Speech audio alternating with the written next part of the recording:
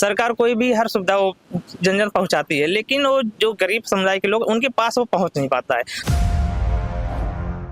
नमस्कार, मैं गणेश मौर्य, आप देख रहे हैं न्यूज़ 9 नेटवर्क। कटहरी उपचुनाव को लेकर प्रत्याशियों में किस तरह ये कोई निर्दल प्रत्याशी से भी लड़ रहे हैं और सत्ता से भी आज भारतीय जनता पार्टी का भी टिकट डिक्लेयर हो गया। उसी पे आज गोविंद सागर जी से बात करेंगे कि गोविंद सागर जी चुनाव में पहली बार मैदान में उतर रहे हैं। क्या सोच के आप पहली बार इतने बड़े, क्योंकि विधानसभा चुनाव कोई छोटा चुनाव नहीं होता है जी। और जनता की क्या समस्याएं थी कि वहाँ के नेता पूरा नहीं कर पा रहे थे, तो फिर आपको मैदान में उतरना पड़ा। सबसे पहले आपको धन्यवाद, आपके माध्यम से जो आपके सीनियर जितने भी पत्रकार महोदय हैं सभी चैनल को मैं धन्यवाद देना चाहता हूं। और इसी के साथ मैं कटहरी विधानसभा के जितने भी हमारे सम्मानित जन लोग हैं उनको भी अपने तहे दिल से अभिनंदन वंदन करते हैं। आपको मैं बताना चाहूँगा, मेरा नाम गोविंद कुमार गोविंद सागर है और मैं दांदूपुर का निवासी हूँ। आपको मैं बताना चाहूँ, जैसे आपने कहा कि क्या मुद्दाएं हैं, जैसे श्रीमान जी मेरी ज़्यादा मुद्दाएं नहीं, बस 4-5 मुद्दाएं सरकार से रहेंगी। पहला मुद्दा क्या है जानते हैं? गरीब, देखिए गरीब जो होते हैं हर समाज में होते हैं, ये नहीं कि मैं ठाकुर या ब्राह्मण या ऐसा कुछ नहीं, हर समाज में होते हैं। हम चाहते हैं कि जो गरीब समुदाय होते हैं वो 300-400 रुपये कमाते हैं पर डे, तो उनके इस महंगाई में आप देख ही रहे हैं वो बचा नहीं पाते थे। हम चाहते हैं कि सरकार कोई उनको महल न बना के दे, कम से कम उनके लिए एक आवास की सुविधा मुहैया कराए। और दूसरा क्या है हमारा मुद्दा है कि अगर हमारी जनता हमें चूज करती है, अगर मुझे जिताती है, तो जितने भी ग्राम सभा कटहरी विधानसभा के अंदर है, हर ग्राम सभा में मैं निःशुल्क कोचिंग खुलवाऊंगा कि जो बच्चे नहीं पढ़ पा रहे हैं, कि कोई प्राइमरी पढ़ता है, पढ़ने के बाद उनको कोचिंग की व्यवस्था नहीं होती, मैं वो कोचिंग की व्यवस्था कराऊंगा। बाबा साहब का सपना साकार करेंगे। जी जी जी, क्योंकि वो चीज़ मैं अपने घर पे अपने ग्राम सभा में खुद लागू किया हूँ। वहाँ पे हर समुदाय के बच्चे आते थे, जो भी होता था मैं अपने पास से लोगों को देता था, तो ये चीज़ मैं हर ग्राम सभा में लागू करना चाहता हूँ।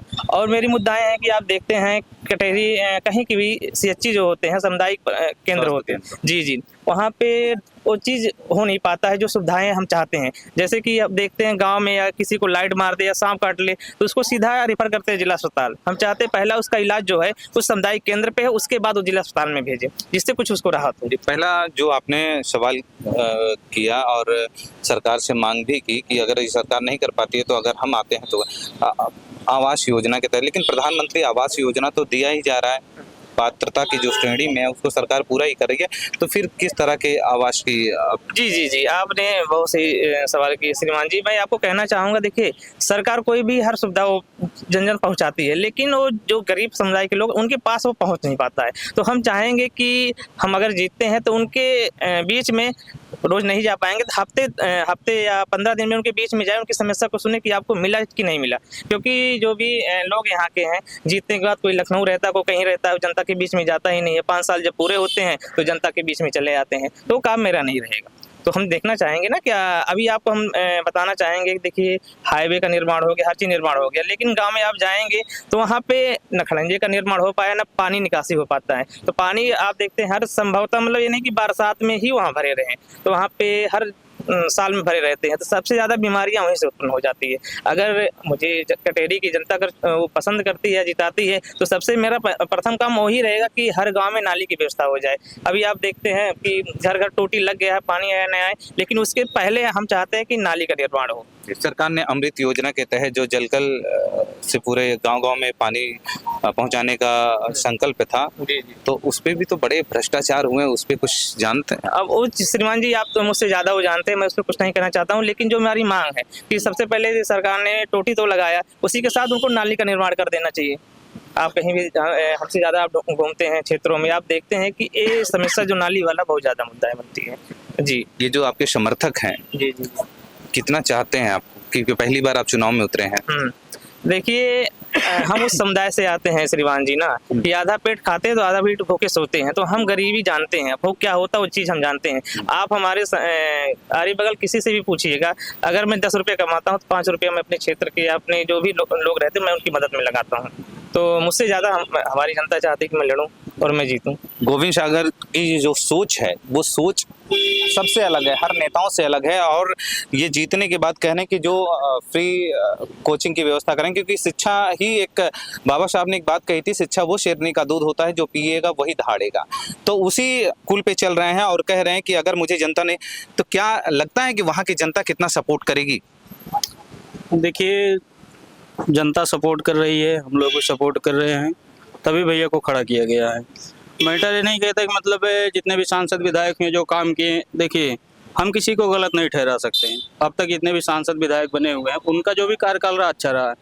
हम लोगों का सपना ये है भैया को हम विधायक बनाते हैं तो उनसे अच्छा हम लोग कार्य करें।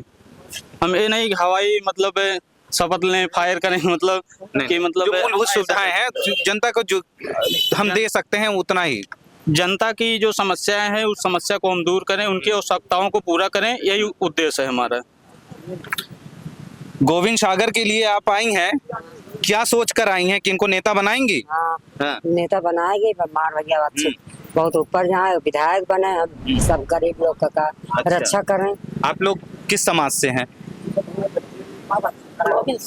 हाँ। किस समाज से हैं आप लोग? एससी का तो अधिकतर वोट देखता हूँ कि सिंबल बहन जी के ऊपर जाता है, हाथी के निशान पे चला जाता है वोट।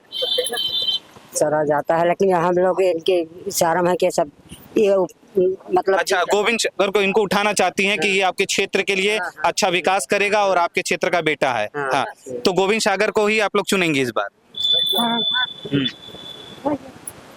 हम लोग गोविंद सागर को चुनेंगे। हम लोग को बहुत गरीबी झेल रहे हैं। गोविंद सागर अगर जीत जाएगा हो सका हम लोग को सफल हो जाएगा। कुछ उम्मीदें हैं इनसे? हो जाए उम्मीद लेके आई हैं?